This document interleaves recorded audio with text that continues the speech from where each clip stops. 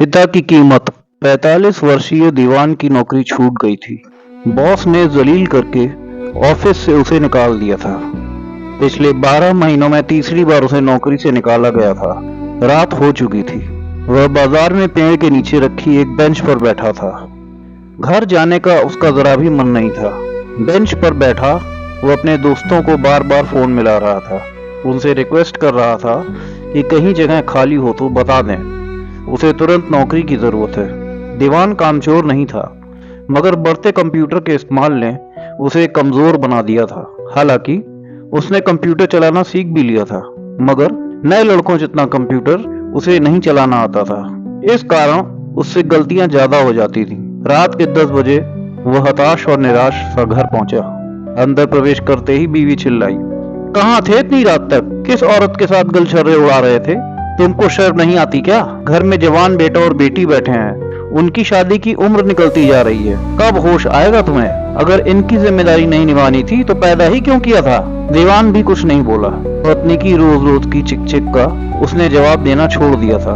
अभी वह बाहर रखी टंकी से लगे नल से हाथ मुंह धो रहा था कि बेटी दौड़ते हुए उसके पास आई और आते ही बोली, पापा आप मेरा मोबाइल ले आए क्या? दीवान ने बेटी को भी कोई जवाब नहीं दिया। बेटी फिर से बोली, पापा आप जवाब क्यों नहीं देते? सुबह तो आप पक्का प्रॉमिस करके गए थे कि रात को लौटते समय मेरे लिए मोबाइल लेकर आएंगे। दीवान चुप ही रहा। वह जवाब देता भी तो क्या देता। बेटी के मोबाइल के लिए एडवांस मांगने पर ही बॉस ने उसे नौकरी से निकाल दिया था। बेटी अपने हाथ में पकड़े पुराने फोन को दिखाते हुए बोली, आपको क्या लगता है पापा मैं झूठ बोल रही हूँ? देखो ये मोबाइल सचमुच में खराब हो गया है, ऑन करते ही हैंग हो जाता है। दीवान चुप था। वो अपनी नौकरी जाने की खबर भी किसी को नहीं बताना चाहता था, क्योंकि वो जानता था कि अगर ये बात बताई तो बेटा, बेटी और पत्नी सभी उसके पीछे पड़ जाएंगे। उसे कोसने लगेंगे कि वो ढंग से काम नहीं करता।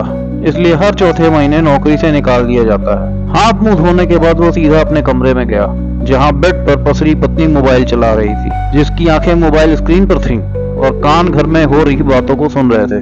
जो ही दीवान ने कमरे में कदम रखा, वो चिल्लाई, जवाब क्यों नहीं देते? बहरे हो गए हो क्या? बेटी को मोबाइल लाकर क्यों नहीं दिया? वो दबी दबी आवाज में बोला, पैसे हाथ में नहीं आया, जब पैसे मिलेंगे तब ला दूंगा। पत्नी बोली, हाथ में नहीं थे तो किसी से उधार ले लेते। तुम जानते हो ना वो कंपटीशन की तैयारी कर रही है, बिना मोबाइल के कैसे पढ़ेगी? दीवान के पास जवाब देने को बहुत कुछ था, मगर अब उसने चुप रहना सीख लिया था। वह रसोई में चला आया, खुद ही थाली निकाली और फिर खाना खाने लगा। दीवान की बेटी 22 साल की हो चुकी थी, बेटा 24 साल का हो चुका था। दोनों पढ़ाई में कम बल्कि सोशल मीडिया पर ज्यादा समय बिताते। इस कारण कंपटीशन में निकलने का सवाल ही पैदा नहीं होता था। अभी दीवान ने खाना खत्म भी नहीं किया था कि उसका बेटा घर से बाहर से गाना गुनगुनाता हुआ सीधा रसोई में आया, मगर दीवान को वहाँ खाना खाते देख अपने कमरे में चला गया। दीवान ने नोटिस किया कि उसके कदम बहक रहे थे। जरूर यार दोस्तों के साथ बैठकर पीकर आया था। शुरू में जब बेटा घर पीकर आता था तब दीवान उसे बहुत डांटा करता था, मगर एक दिन बेटा सामने बोल गया। दीवान को ज्यादा गुस्सा आ गया था। इस कारण जब उसने बेटे को थप्पड़ लगाने के लिए हाथ उठाया, तब बेटे ने उसका हाथ पकड़ लिया था और गुस्से में उसे आंख दिखाने लगा था।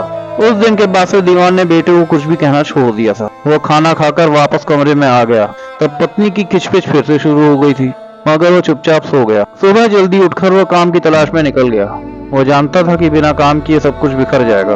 घर खर्च चलाना था, बच्चों की पढ़ाई की जरूरतें पूरी करनी थी, उनकी शादी भी करनी थी। शाम तक वो भूखा प्यासा दफ्तरों के चक्कर लगाता रहा। खाना नहीं खाने से शरीर की शुगर लो हो गई थी, शरीर सुन्न सा हो गया था। वह सोचते हुए चल रहा था। पता नहीं कब चलते चलते वह फुटपाथ से मुख्य सड़क पर आ गया। तेज दौड़ता हुआ ट्रोला उसके ऊपर से निकल गया। दीवान को तड़पने का भी मौका नहीं मिला। सड़क पर ही उसके प्राण पखेरु हो गए। दीवान के बेटे, बेटी और पत्नी ने रोते बिलखते हुए उसका अंतिम संस्कार किया। उसके जाने के बाद घर का माहौल पूरी तरह से बदल गया।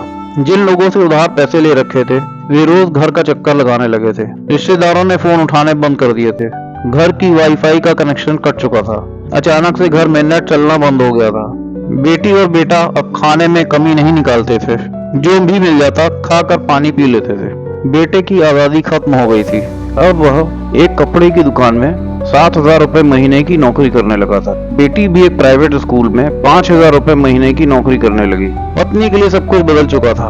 माथे का सिंदूर मिटते ही उससे सजने संवरने का अधिकार छीन लिया गया था।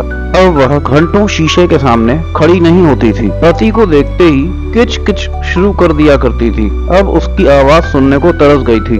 पति जब जिंदा था वह निश्चिंत होकर सोया करती थी, मगर उसके गुजरने के बाद एक छोटी सी आवाज भी उसे डरा देती थी। रात भर नींद के लिए तरसती रहती थी। उसके गुजरने के बाद पूरे परिवार को पता चल गया था कि वो उनके लिए बहुत कुछ था। वो सुख चैन था, वो नींद था, वो रोटी था, वो कपड़ा था, वह मकान था, वो पूरा बाजार था, वो ख्वाहिशों का आधार था।